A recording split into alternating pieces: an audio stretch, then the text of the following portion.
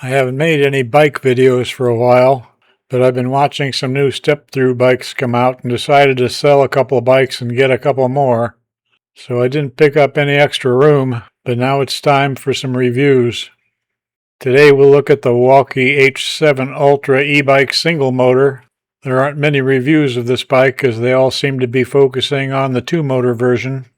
I chose the single motor for reasons I'll explain later. Then we'll get around to the Velotric Discover M mid-drive bike in a different video.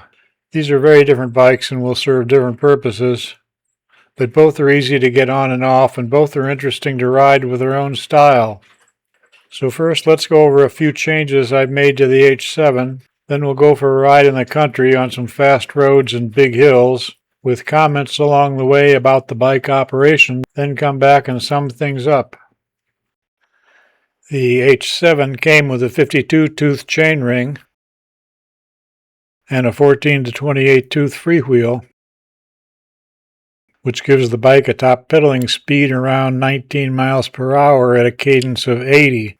I changed it to a 58-tooth chainring and 11 to 28-tooth freewheel, which gives it a pedaling speed of 27.2 miles per hour at 80 RPM or 30.6 miles per hour at 90 RPM. I also had to put in a longer chain because the original was too short for the larger chainring. I'll put parts and some details in the description. That's my rear running light. I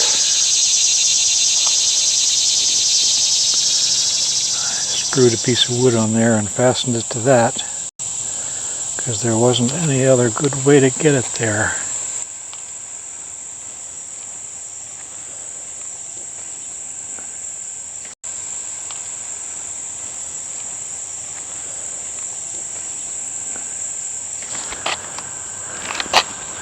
Put a riser on the handlebar to raise the screen and make the phone fit better.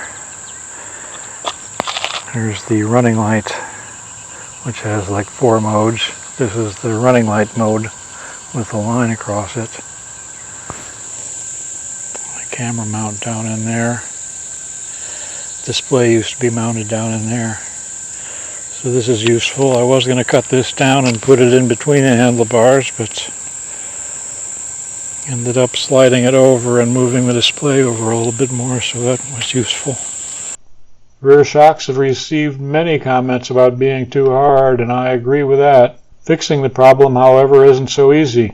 They look adjustable, and people keep saying they are, but mine aren't. I tried. Even if you find the hidden tiny Allen screw in the adjusting nut, which might be on the back side where you can't see it unless you take the shock off, which I did. I wasn't able to rotate the adjusting nut more than an 1/8 turn or so. Maybe the threads got buggered up when they screwed in the Allen screw. I don't know. I couldn't get there to find out. Judging by the feel of the spring, this might be just how long the spring is, though. And loosening the nut might just move it away from the spring, which would be bad. Changing the shocks isn't a good option either. The shocks on this bike have an eye on one end and a clevis on the other, like a lot of motorcycle shocks, but like no bike shocks. Unfortunately, motorcycle shocks are like twice as long, so can't be used.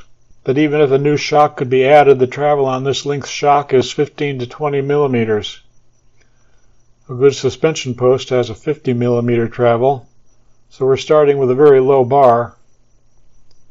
I looked at making a bracket to convert the clevis connection point to an eye, which wouldn't be hard, but that shortens the shock from 150 millimeters to 125 millimeters and drops the travel to 15 millimeters or 0.6 inch. And that doesn't sound like enough to bother with it. If anyone has a better idea, please put it in the comments. If your seat post is set high enough, you could use a suspension seat post, but that adds between 4 and 5 inches of height, which makes it pretty tall for me, though right on the edge with the lowest one, which is around 4 inches, which is the Safeart SP08, which will require a shim from 31.9 to 33.9. That would be about $80 for both, still cheaper than shock absorbers, and it has a 40 millimeter travel. I'm still deciding if I need one. That will remove the flip-up mechanism, meaning you'll have to rotate the seat or remove it to look at the battery or take it out. The brakes are good. The H7 has 203mm discs, which is decent, better than the 180mm on many other bikes, including the Velotric Discover M, which I also have.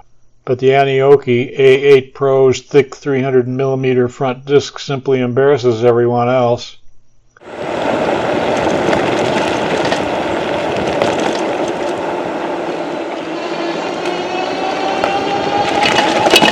Oh, can't see either. Oh, jeez. The rattles didn't seem too bad until I actually got on a road with sharp bumps in it. It didn't do too bad on my washboard gravel road, but here they become pretty obvious. This isn't the only bike I've had that put a controller in the frame without enough padding to keep it from rattling around. On this they at least put in a large foam block, but it wasn't enough to stop the rattle. I also put a very thin layer of bubble wrap underneath the battery.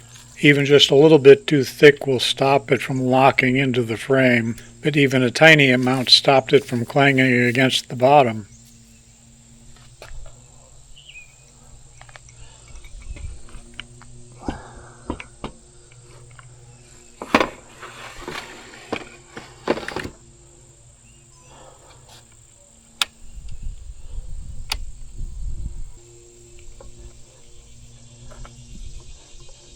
The software, and why Wallke should improve it. The software controlling this bike looks like it's 10 years old and was built for a cadence sensor, but they threw a torque sensor on there instead because it's a thing now, without making the software work properly with a torque sensor. Pedal assist levels top out at a certain speed just like a cadence sensor, but not just like a torque sensor. Consider my Velotric Discover M. The assist levels don't stop at a certain speed. You can pedal up to 28 miles per hour in the lowest assist level if you want. Increasing the assist level just makes pedaling easier. I mean, that's what a torque sensor is made for, which makes the H7 Ultra's implementation of a torque sensor look crude and backwards in comparison.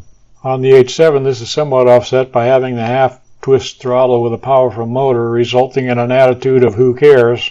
So make of this what you will, but I'm getting by for now. Throttle response is another software issue. It is very touchy. Anything but the smallest little movement will make it jump ahead faster than you might want. It needs more resolution, a slower response, to manage this more powerful motor. On the two-motor version, you could just use the rear motor and the throttle might be better due to the much lower powered motor, but I haven't tried one. Maybe Wallke would want to send me one to test. Compare this to the Velotric Discover M, which has 3 settings for the throttle response that change how quickly it ramps up, from slow, regular to fast. And that really does make a big difference. The throttle can also be set to change with the assist levels, so that at low assist levels the throttle is less sensitive, and at higher assist levels it gets to full power. I'm partly including this as feedback to Wallke. Maybe they don't realize how much improvement they could make to their product with just software control. Oh, that's my big hill down there, isn't it?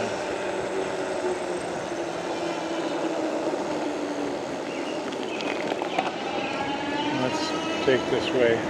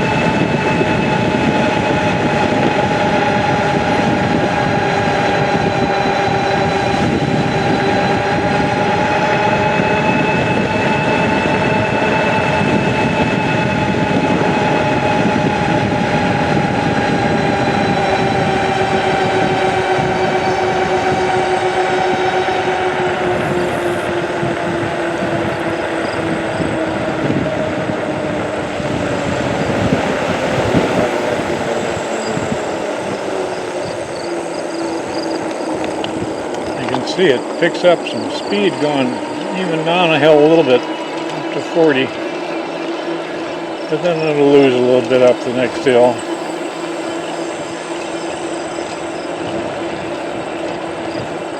Overall though,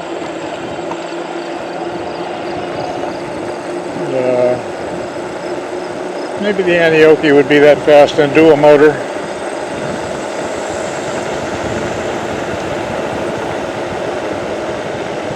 But I didn't ride it in dual motor much, just it's kind of noisier and stuff. But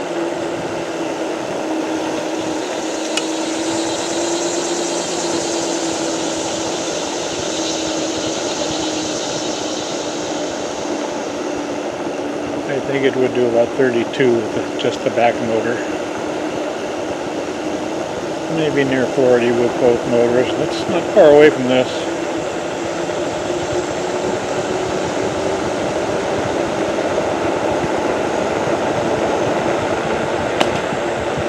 This turns into a gravel road. I don't think I want to go on gravel today. I've been on gravel a lot already. I'm tired of it.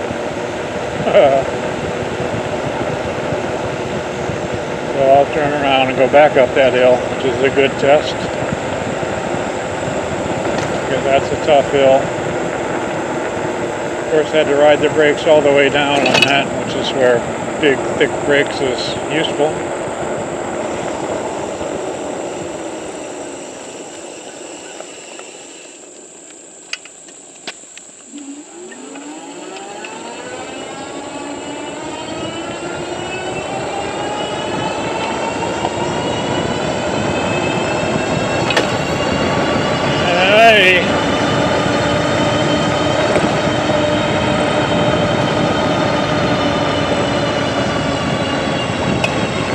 I'm pedaling a little bit now. The chainring helps a little bit. I couldn't have done that before.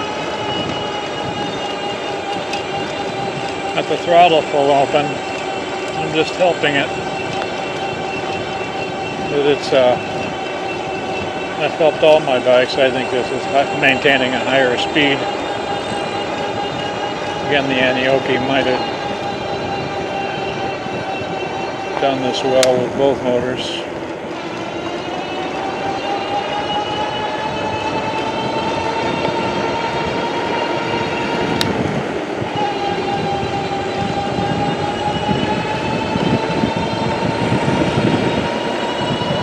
Got the tires at 18 and 20.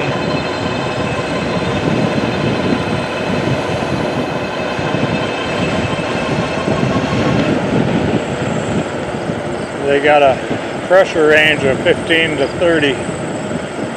So I'm kind of in between. Tires a bit too hard and swirly. I haven't tried lower yet. Okay, let's go. Got a wood pile there. It's a pretty hill. Nice covered bridge at the bottom.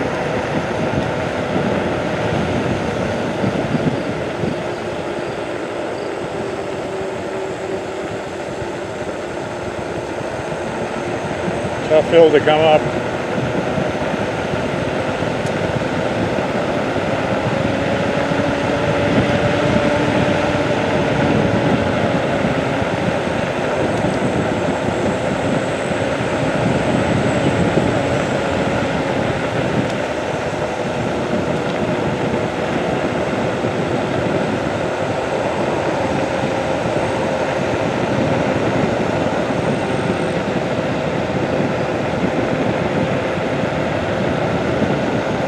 Place for running lights.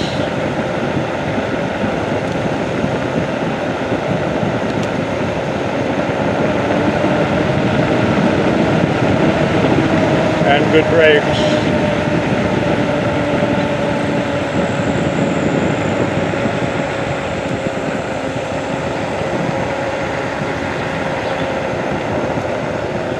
Another nice S-curve.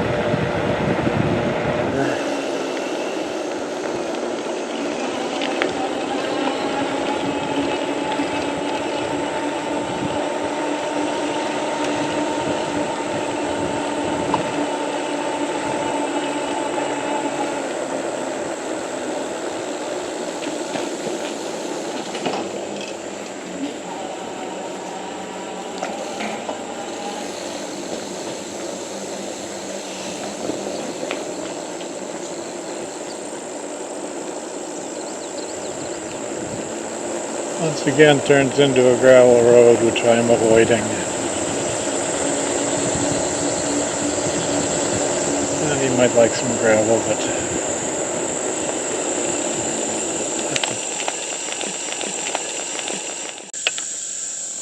here's where gotta be careful with the throttle, but well, I did it, so I guess I'm getting used to it. I was grumped out about that for a while, but oh, like there, see, it just doesn't take much to just kind of go woo.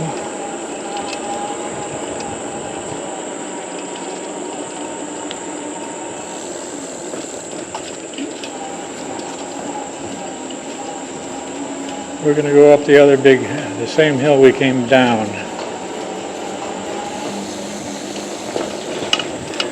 Because that's a good test.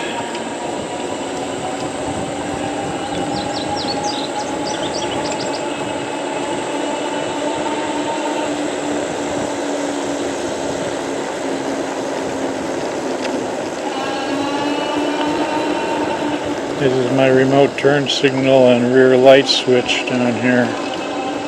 Also got a horn, but the bike has a horn.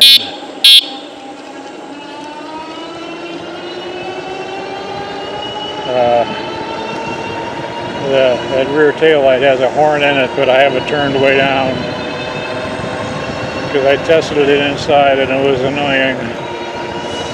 Okay. I've been in 7th nearly this whole time.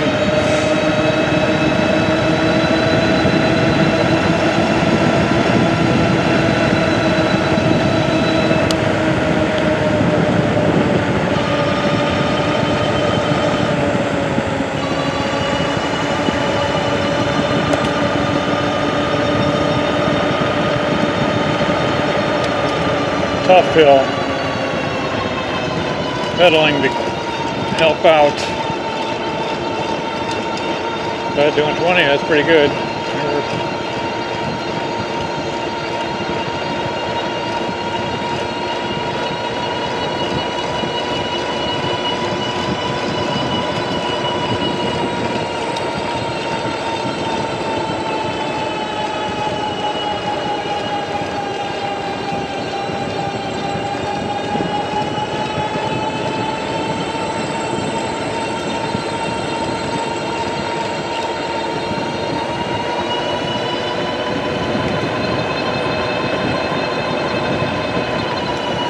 Oh yeah, D-lap.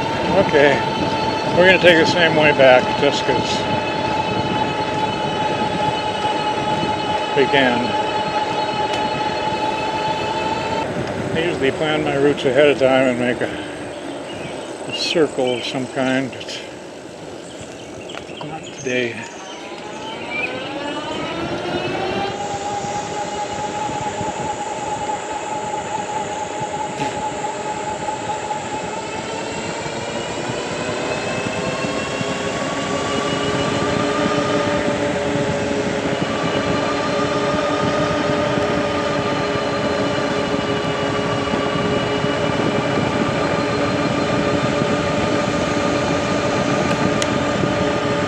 Turned on the cruise control there.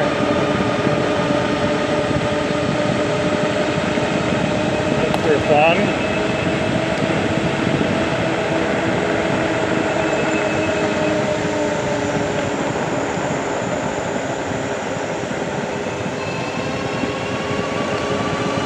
Kind of too wiggly for a cruise control.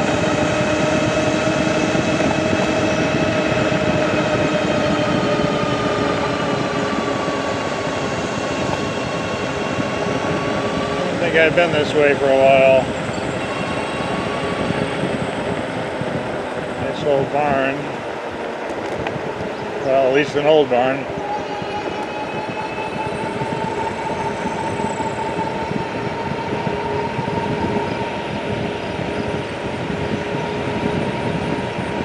Nice field.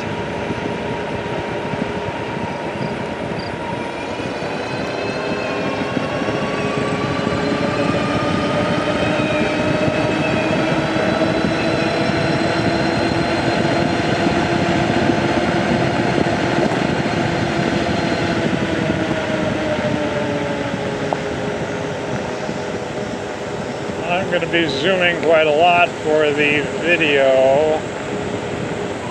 Without a video, I might be taking it a little more easy.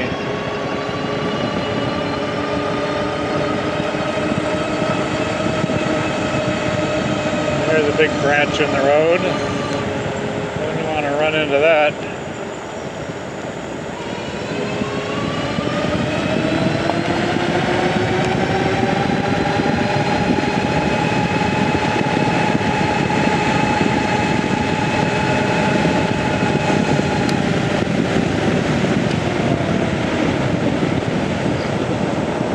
Gravel section.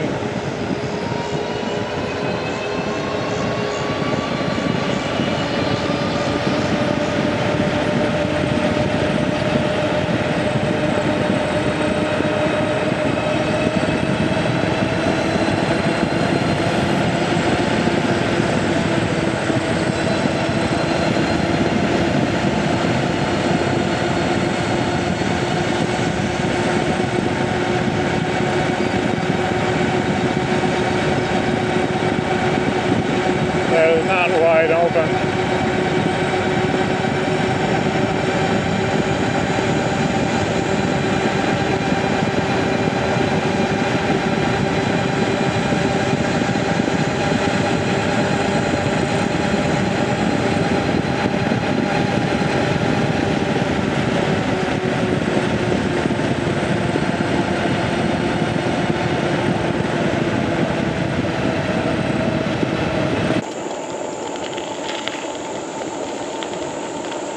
Okay, we get to go up Bowman Hill and compare it to the aerial rider Kepler and the Antioche dual motor 52 volts.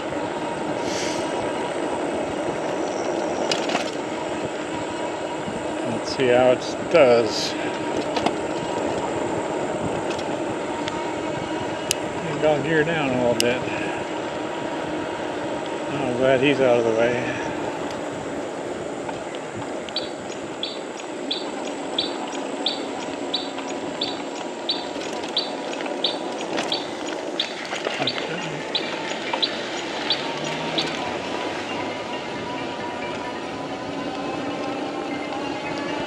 Don't get much run up to this hill.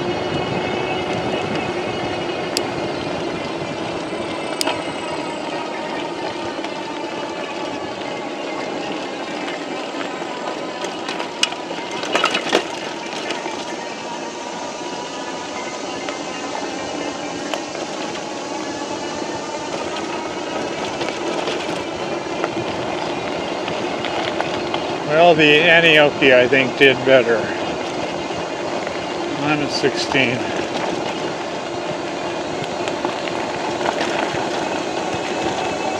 But I beat the Kepler.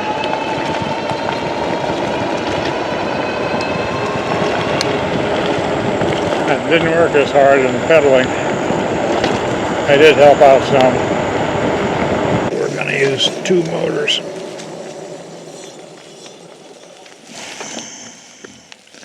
I use adaptive motor. It seems to be what I always use. I don't know, PA5 maybe. Out of 9, it's probably 58% or something.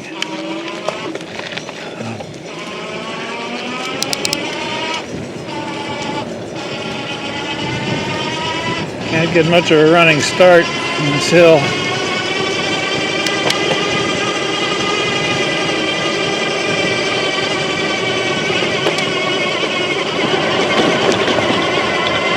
And full throttle in PA7. We're doing 14, now 17, 20, whoa.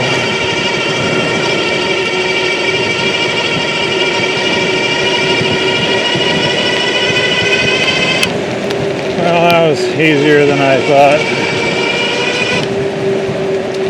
Going up the big hill.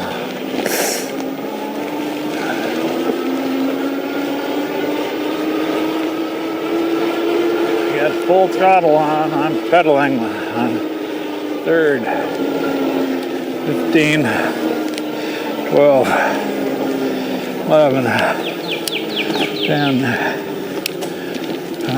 shifted down, I'm in first, 7,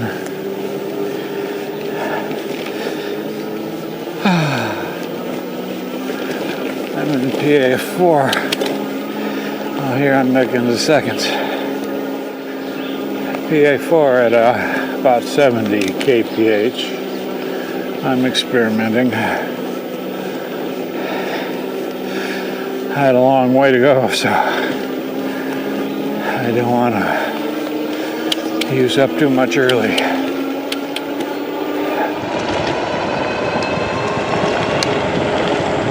That didn't work as hard in pedaling. I did help out some.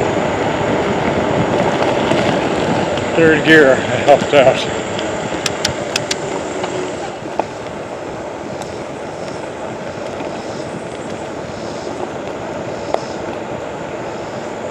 Have the new freewheel on now and can pedal up to 30 miles an hour together with the front chainring. Before it was about 20 miles an hour at any reasonable, at 80 RPM cadence. So that's really a big difference.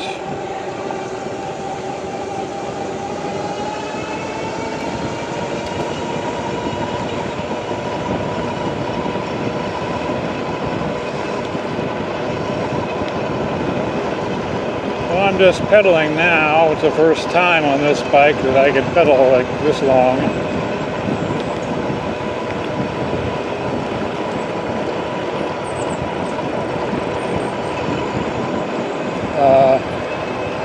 Pretty slow RPM at 24 miles an hour. It's pretty comfortable. You have to work a little harder for faster than that.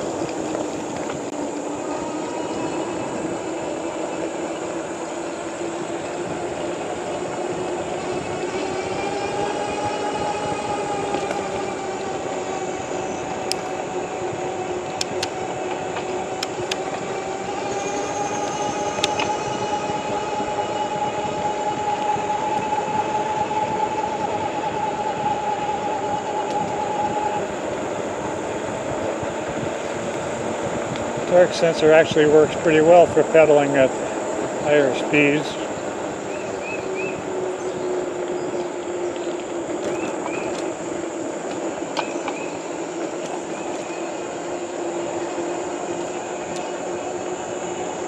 Although on this bike I'll just switch to the throttle when I get going fast, and maybe even turn on the cruise control.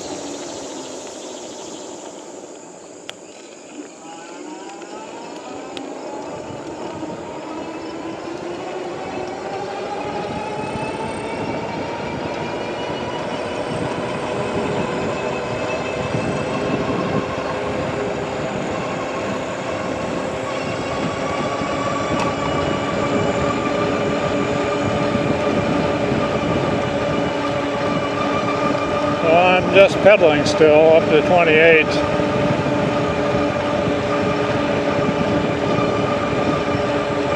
I can go faster, but I got 17 miles to go today, so I'm going to turn on the throttle.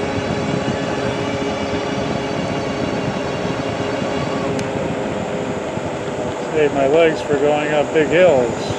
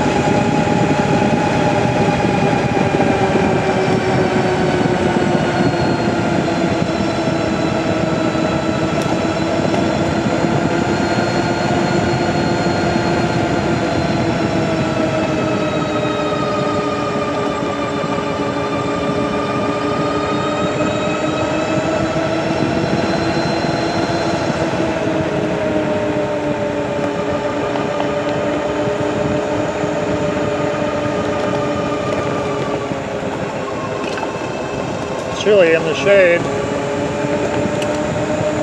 Good place for running lights though.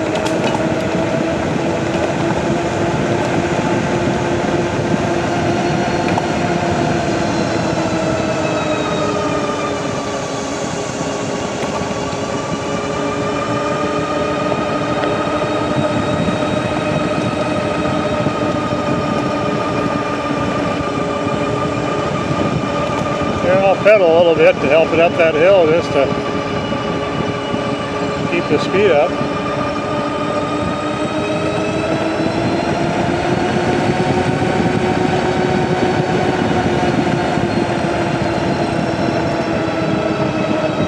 There it's pedaling at 29 and 30.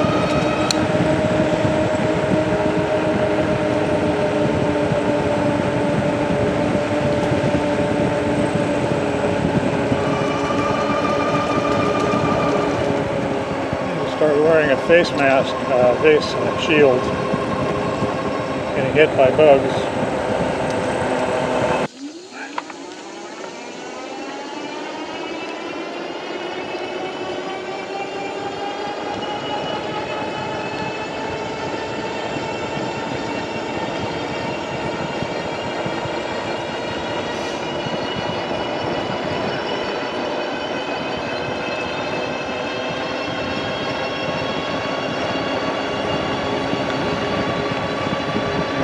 Get to go down a big hill.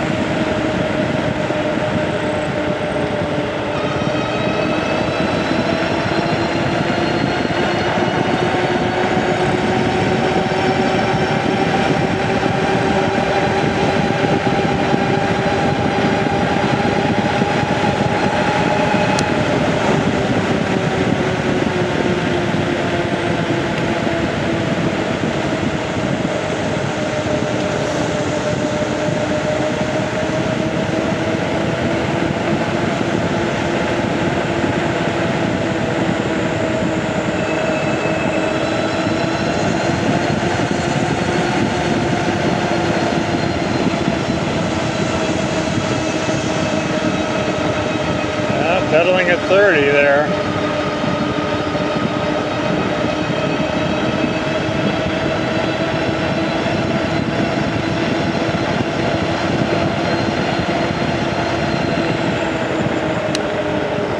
And this is the big part of the hill, if you thought the other one was big.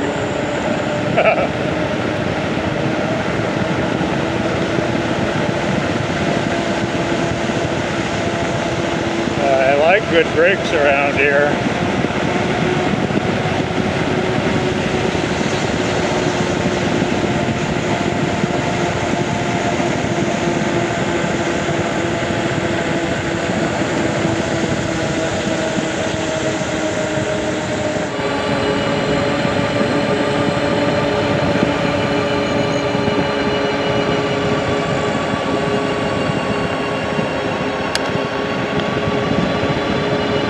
Little cruise control at 28.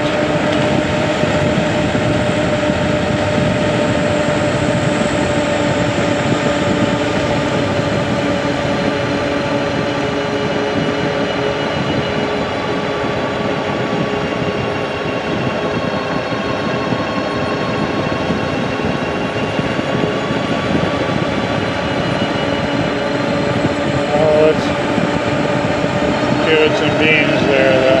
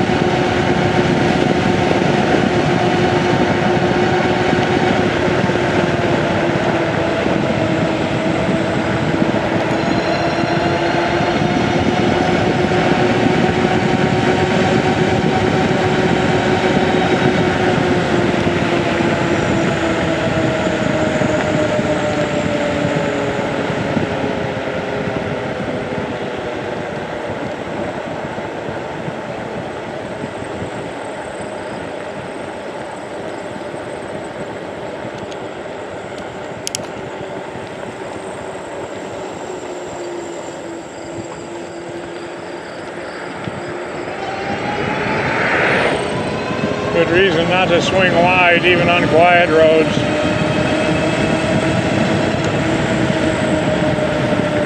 Just never know. Alright, couldn't miss that one.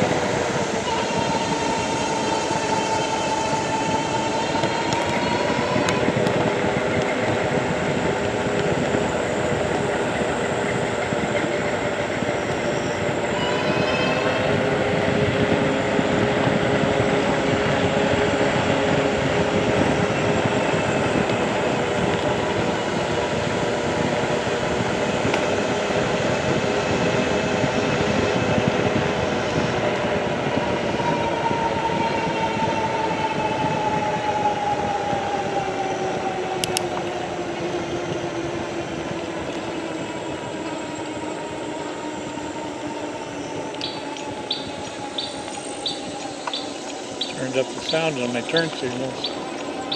I can hear them now.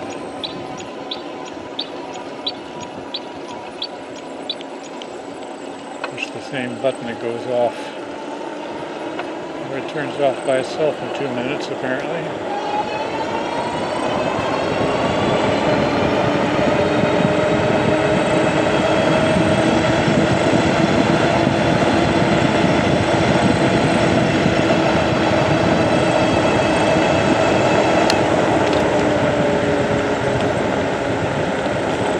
Hello! That's a pretty small pen for a dog. No wonder he's grumpy. Boy, higher gears are certainly useful.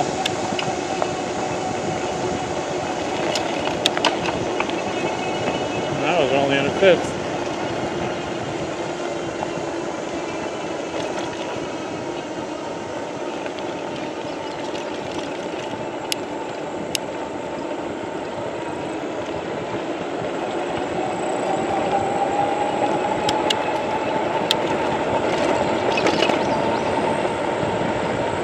Boy, if you pedal this bike and didn't squander all your energy going flat out, you'd be able to go well over 100 miles, I'm pretty sure. Actually, my one ride, I would have gone 144 miles. Zero battery, though. I usually keep about 20% back. Here's more tornado damage up here. Only a couple miles from where I live.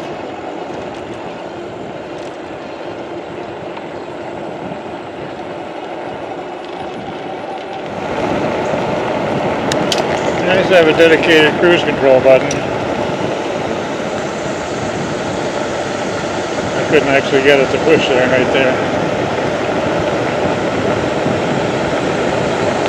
It's alright. Didn't need it going downhill.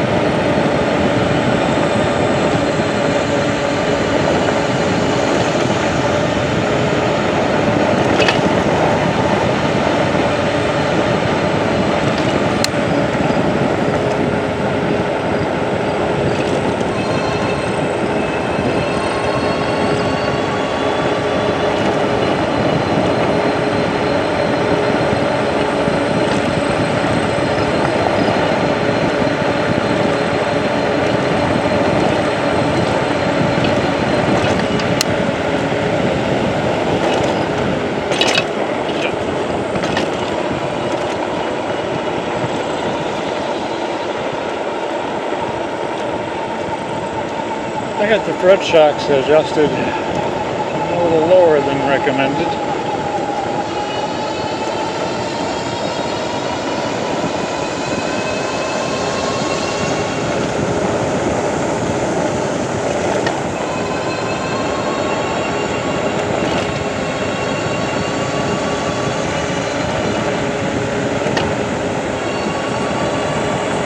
A lot of sharp bumps here.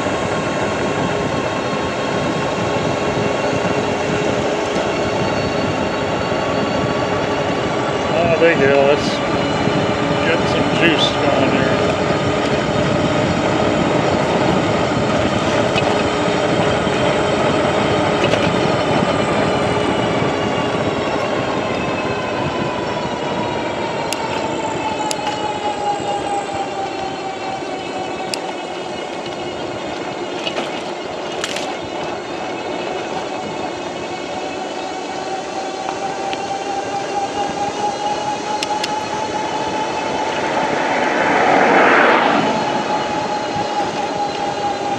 Yeah, down to 18 there.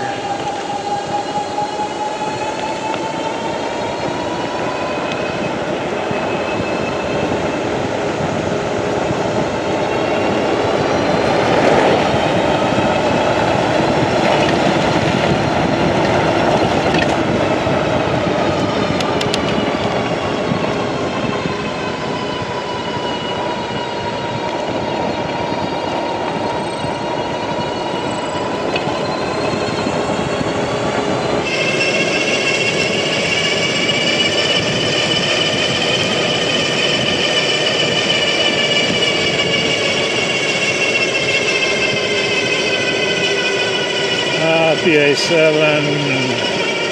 adaptive mode, pedaling some, 21, 22, 23, 4.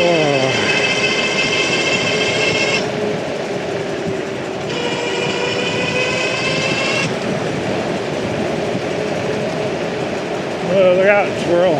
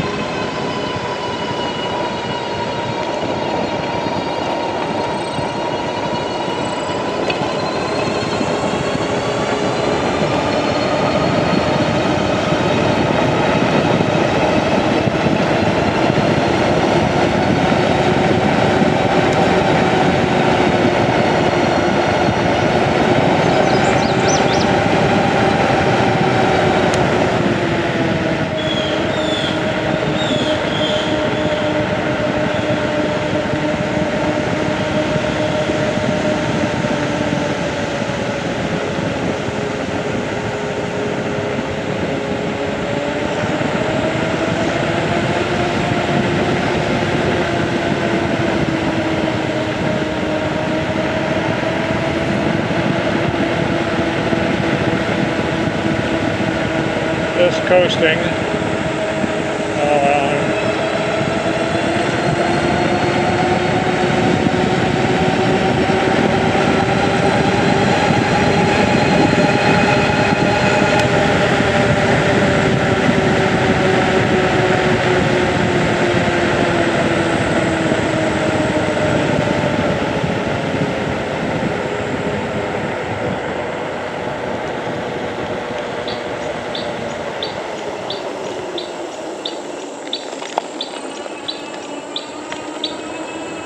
Yeah, I can reach that pretty well down there.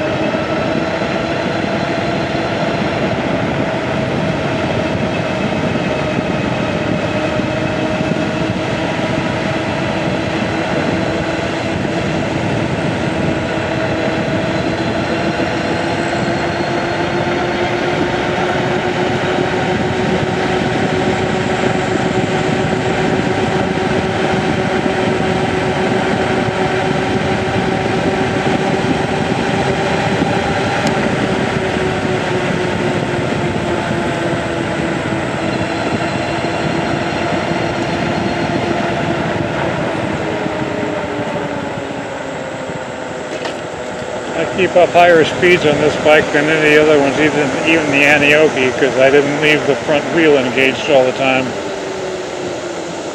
And with just the rear motor, it was slower than this, even though there's a pretty big motor in the back.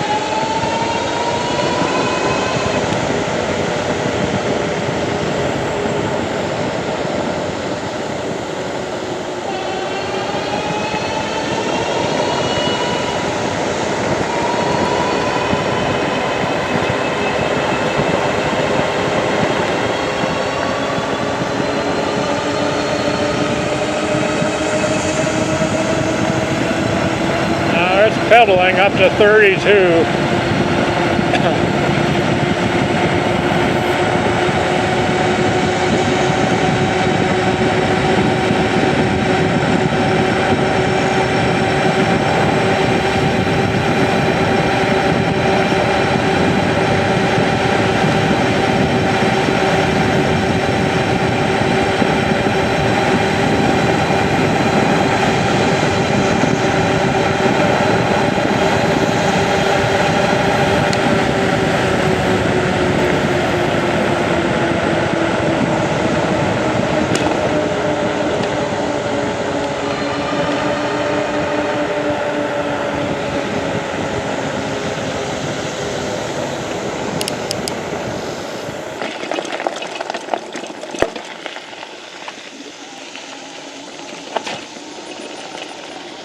I don't know, maybe I'll go back and try 5 levels again.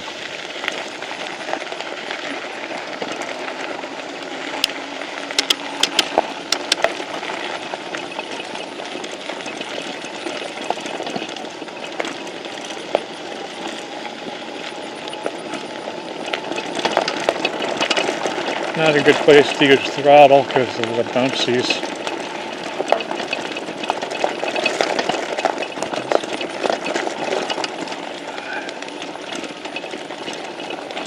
It's getting worked down some after that big rain the other day. It's probably getting mushed into the ground some. Not as bad as it has been. It's 10 miles an hour.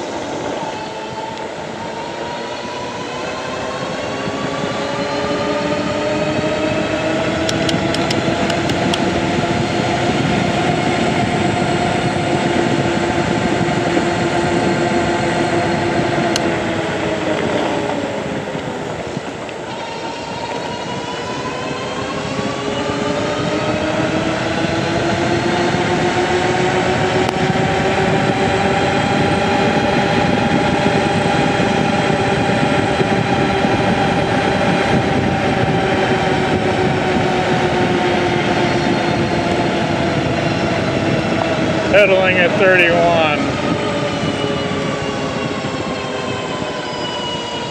Shift down, 5th. Still pedaling.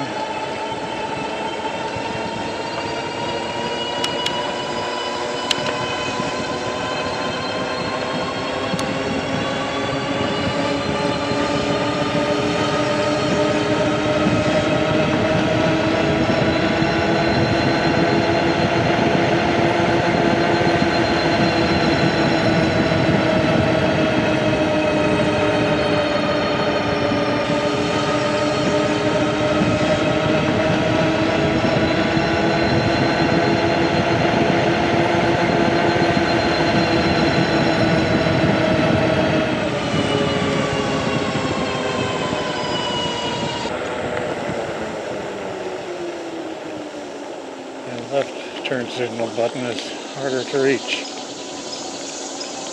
There it goes. I didn't hear. I think that one's a little quieter than the right.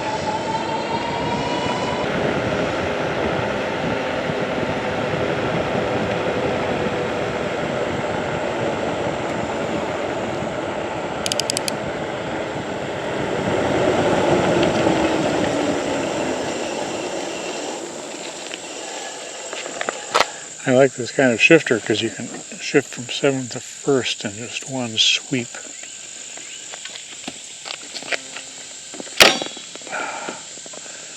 What do we got? We're down to 81%.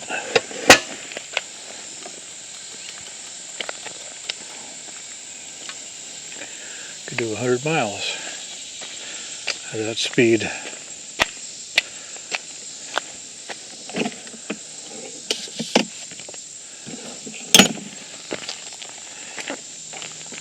Or 80 miles if you kept 20% back.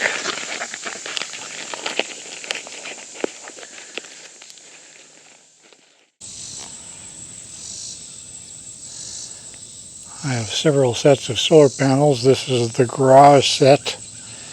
It's 300 watt panels in series for 36 volts. I use it to charge my boat, which has electric motors, and charge the car and the tractor, which really don't get used enough to keep their batteries up. So I maintain them with the solar panels. And now the bike can be charged. I use Anderson plugs on most of my cable ends, so I just needed to convert that to a XT60 for the bike.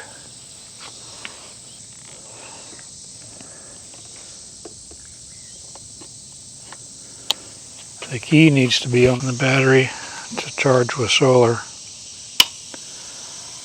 but not the button. The button is only AC as far as I can tell, and it uses about 70 watts, so you don't want to use that while you're riding or doing anything else.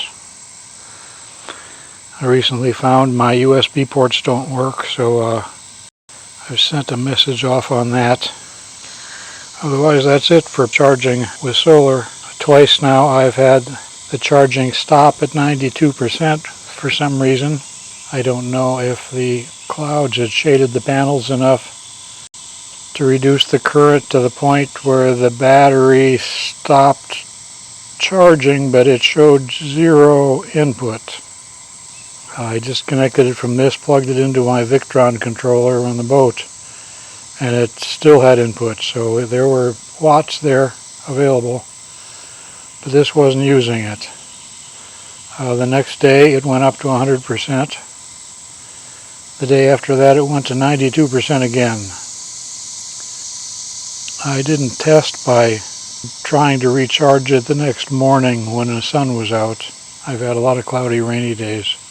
My panels are mostly facing east, so about 1 o'clock I stopped getting great sun. When it charges only up to 92%, I top it off with the AC cord. So not a big problem. I'll figure that out eventually. I think it's very satisfying to charge with solar. I have a set of panels that add heat to the hot tub and a set of panels that run the lights in my hydroponic lettuce room. So they're separated into different tasks. So this bike isn't perfect, but nothing is. But I'd love to be in charge of improving it. A few changes would bring it very close to perfect. And that's about all I've got. Thanks for sticking to the end.